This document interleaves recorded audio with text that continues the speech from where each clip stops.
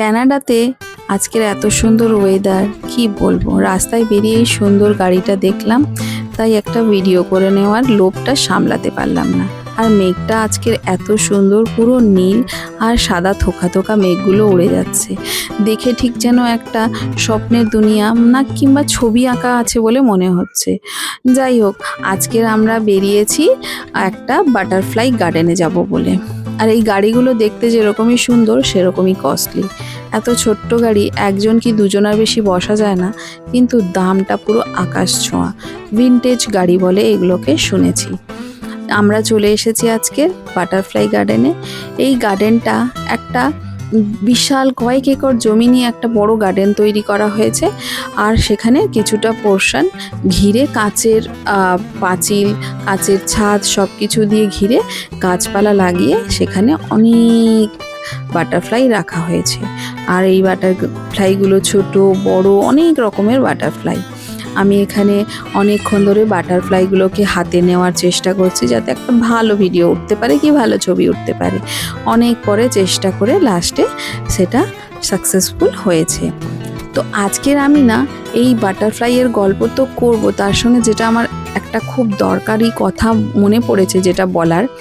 এই যে মানুষ যারা সবাই আমাদের মতন অনেকেই বিদেশে আসে, যারা বিদেশ সম্বন্ধে কিছু ভিডিও দেয়, অনেকের ভিডিওতে আমি শুনেছি, মানে আমি অনেকের ভিডিওতে দেখি তো অনেককে কমেন্ট করতে শুনেছি যে উফ, শুধু বিদেশ বিদেশ বিদেশ, বিদেশের সম্বন্ধে সবসময় দেখাবে, বিদেশের সম্বন্ধে সবসময় বলবে। দেখো, যখন আমি প্রথম না কানাডাতে আসার জন্য মানে তৈরি হচ্ছিলাম আর কি, তখন আমার কানাডা সম্বন্ধে অনেক কিছু জানার ছিল, কিন্তু গুগল সার্চ করে কতটা কি জানতে পারবো। তখন কিন্তু এই ভিডিওগুলোই হেল্প করে কানাডার সম্বন্ধে জানার জন্য, মানে যে কোনো বিদেশের সম্বন্ধে জানার জন্য। তো এই ভিডিওগুলো সবসময় যে খারাপ হয় তা নয় কিন্তু। যেমন আমি এখানে আসার সময় আমি জেনেছিলাম এখানে কীরকম ওয়েদার, কতদিন ঠান্ডা থাকে। তো এটা আমি ভিডিও দেখে, মানে একজন নয় অনেকের ভিডিও দেখে বুঝেছিলাম যে এখানে প্রচুর ঠান্ডা। শীতকালে প্রায় 6 মাস 7 মাস ধরে ঠান্ডা থাকে। অনেকগুলো করে সোয়েটার পরে, জ্যাকেট পরে বাইরে বেরোতে হয়, গ্লাভস পরতে হয়।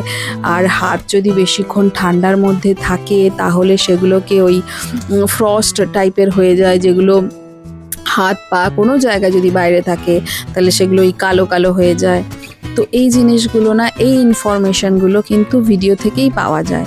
তো সব সময় আর কি যারা বাইরের দেশ সম্বন্ধে মানে ভিডিও বানায়, সেগুলো কিন্তু সব সময় শো আপ করার জন্য হয় না, কিন্তু ওর থেকে কিন্তু অনেক ইনফরমেশান জানা যায়। যেমন আমি আজকের অনেক কিছু, মানে আজকে যদি আমি ভিডিওতে অনেক কিছু বলছি, অনেক কিছু জানাচ্ছি, তো সেগুলো আমার মনে হয়েছে যে এগুলো আমি নতুন জানলাম, আমি একটু সবার সঙ্গে শেয়ার করি। তো অনেকের হয়তো বিদেশ সম্বন্ধে জানারও ইচ্ছা থাকে, তারা জানতে পারবে। আবার অনেকে যারা আসতে চলেছে, আসবে, তারাও অনেক ইনফরমেশান পাবে। তো এই জন্যই আর কি ভিডিওগুলো মেনলি করে। অনেকে অনেক কিছু পারপাস থাকে, তো আমার পারপাস মোটামুটি এই রকমই। তো আমার এরকম আমার ভালো লাগে ইনফরমেশান কিছু যদি জানতে পারি সেগুলোকে দেখানোর, কিছু আমার ঘরে কি টুকটাক জিনিসপত্র দেখানো, তো ভালো লাগে। তো এই হলো আমার গল্প আজকে। তো আমি আজকের ভিডিওটা শেষ করার আগে ছোট্ট একটা ইনফরমেশান এখানে দিয়ে দিই কানাডা সম্বন্ধে। সেটা হলো এখানে মেডিকেলটা কিন্তু ফ্রি। এখানে মেডিকেলটা ফ্রি, সবার জন্যই ফ্রি, কিন্তু ওষুধ কিনতে গেলে কিছুটা পোর্শন ফ্রি হয়, আবার কিছুটা দিতে হয় আর কি, মানে পুরোপুরি ফ্রি হয় না, যেটা আমার পার্সোনাল এক্সপিরিয়েন্স থেকে জেনেছি। চলো সবাই ভালো থাকো, প্লিজ সাবস্ক্রাইব করো, বাই বাই।